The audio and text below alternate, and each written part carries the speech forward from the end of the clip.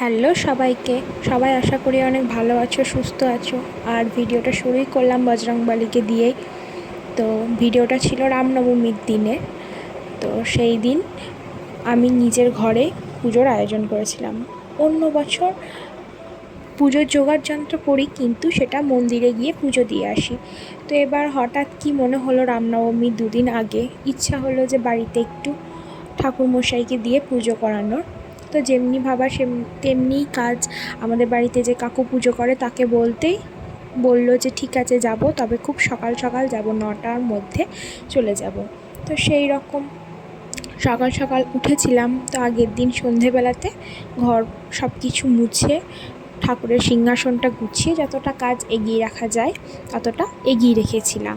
তো তার পরের দিন সকালবেলাতে উঠে 6টা সাড়ে 6টার মধ্যে স্নান করে নিয়ে দেখলেই তোমরা, প্রথমেই আমি ঘুগনিটা সিদ্ধ করতে বসিয়ে দিয়েছিলাম।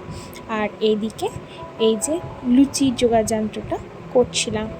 তো লুচি মাখা, বেলা, ভাজা সব কিছু আমি শুরু করেছিলাম। তো মাখা বেলার পর মা এসে আমাকে ভাজাতে একটু হেল্প করছিল। আর আমার সবসময়কার সঙ্গী কিন্তু ওই যে দেখো, পাশে আরুরানি আমার কিন্তু বসেই আছে, আমার পাশ থেকে একটা টাইমও নড়ে নাই। আর ওরও কী জানি আমার সাথে সাথে থেকে থেকে বজরংবলীর প্রতি একটা আলাদা রকমই ভক্তি। আমি ওপরে পুজো করতে গেলেই আমার সাথে যাবে, আমার সাথে গুরুমন্ত্র পাঠ করবে। মানে গুরুমন্ত্র তো পাঠ করতে পারে না, পাশে বসে বসে আমার সঙ্গ দেবে। তারপর বজরংবলীকে যখন পুজো করবো আমার পাশে দাঁড়িয়ে থাকবে, ধূপকাঠি দেখাবে। তো যাই হোক, পাশে থাকতে থাকতেই শিখে যায়।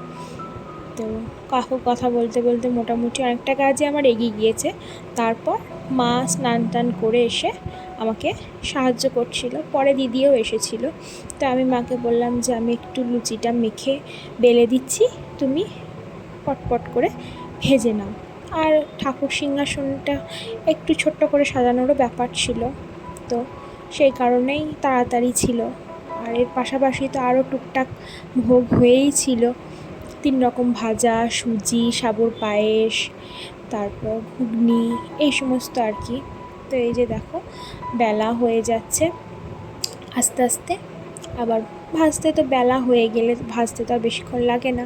আর এবারে যেহেতু ঘরেই একটু ছোট করে আয়োজন করেছিলাম, তো সেই কারণে আমি এবারে আর আলাদা করে মন্দিরে গিয়ে পুজোটা দিতে পারিনি। তো রামনবমীতে মেনলি রামের পুজো হলেও রামভক্ত হনুমান দেবের পুজোও তো অবশ্যই হয়ে থাকে। আর আমাদের এখানে জানো তো, বিকেলে আবার প্রসেশনও বেরিয়েছিল, এত লোকের জনসমাবেশ। তো ওইদিকে কাজগুলো মোটামুটি এগিয়ে দিয়ে তারপর এদিকে এসেছিলাম আমি একটু এই যে এই ফলগুলো একটু কেটে নিতে। তো টুকটুক করে ফলগুলো কেটে নিচ্ছিলাম।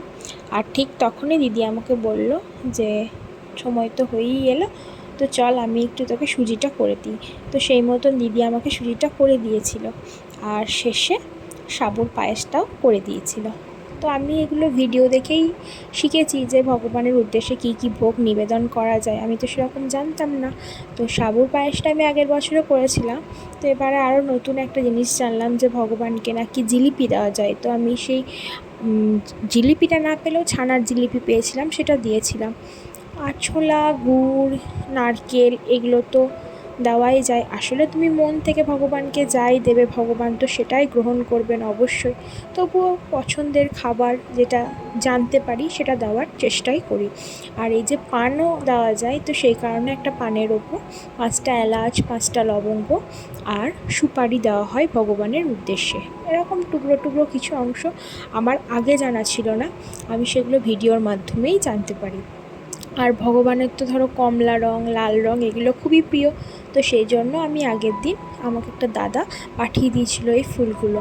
তো সেই মতন আমি আমার এই ছোট্ট সিংহাসনটাকে সাজানোর একটু চেষ্টা করছিলাম। আমার সিংহাসনটার মধ্যে বজরংবলী এবং মা সরস্বতীই থাকেন। তো সেদিন যেহেতু পুজো বজরংবলীর, তাই একটু সিংহাসনটা তো সাজাতেই হয়। তো আমি তো প্রথমে বুঝতেই পারছিলাম না এইটুকু সিংহাসনকে সাজাবো কী করে। তো ফুল মালাটাকে নিয়ে একবার ওপরে তুলছিলাম, একবার নামাচ্ছিলাম। তো অনেকক্ষণ পর ভাববার পর দেখলাম যে না, ওপরে খুব একটা ভালো লাগছে না। তো তো নিচেতেই বেশি ভালো লাগছে, ছোট সিংহাসন তো ওপর হলে তাও ভালো লাগে, তো সেই মতন নিচেতে বেঁধে দিলাম। তো তারপর দেখলাম বেশ ভালোই লাগছে, আর নিচেতে বাঁধবার পর তারপরে দেখছি ওপরটা একটু ফাঁকা ফাঁকাও লাগছিল, তো সেই মতো ওপরেও যে টুকরো টুকরো ফুলগুলো পড়েছিল সেগুলো দিয়ে দিচ্ছিলাম। আর ভগবানের জন্য লাল গোলাপও পেয়েছিলাম ভাগ্য করে, তো সেই লাল গোলাপগুলো দিয়েও সাজিয়ে দিয়েছিলাম। আর এই যে পিঁড়েটা, তোমরা যারা আমার ভিডিও দেখো তারা জানবে যে দীপাবলির সময় এই পিঁড়েটা আমি আমার মতন করে একটু এঁকেছিলাম। তো এখানে মা বললো দিতে, কারণ এখানে তো ঘট প্রতিষ্ঠা করা হবে, তো সেই ঘরটা এর ওপরে দিলে ভালো লাগবে। তো আমিও সেই মতো ঘরটা এর ওপরেই রেখেছিলাম, আর সিংহাসনের ভেতরটা বেশি ঘিঞ্জি করিনি। তো এর ওপরে একটু আতপ চাল এবং ঘরটা রেখেছিলাম, আর ঠাকুরমশাই এসে এর মধ্যে ফুল, বেলপাতা তো লাগে না, আম্রপল্লব, কলা যা যা লাগে সব দিয়েছিল।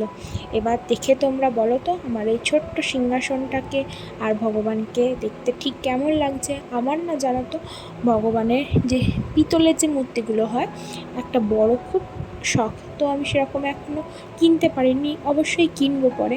তো এই যে দেখো কেমন লাগছে, আর পিছনে ওই যে ধ্বজাটা রাখা যেটা আমার ঘরে সবসময় থাকে, জয় শ্রীরামের মানে বজরংবলী যে ধ্বজা। আর সমস্ত কিছু রেডি হয়ে যাওয়ার পর এই যে কাকু পুজো করতে চলে এসেছিল।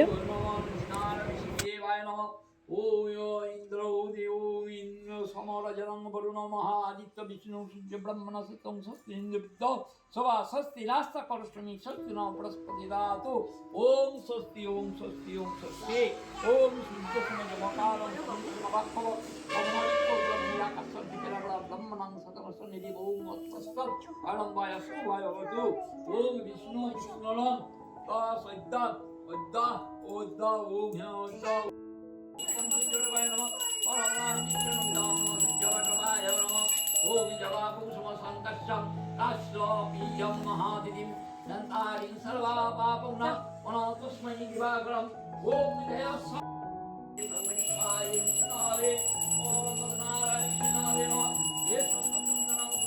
এই তো এবারের আমার রামনবমী পুজো তো ভালো মতোই সব কিছু সম্পন্ন হয়েছিল।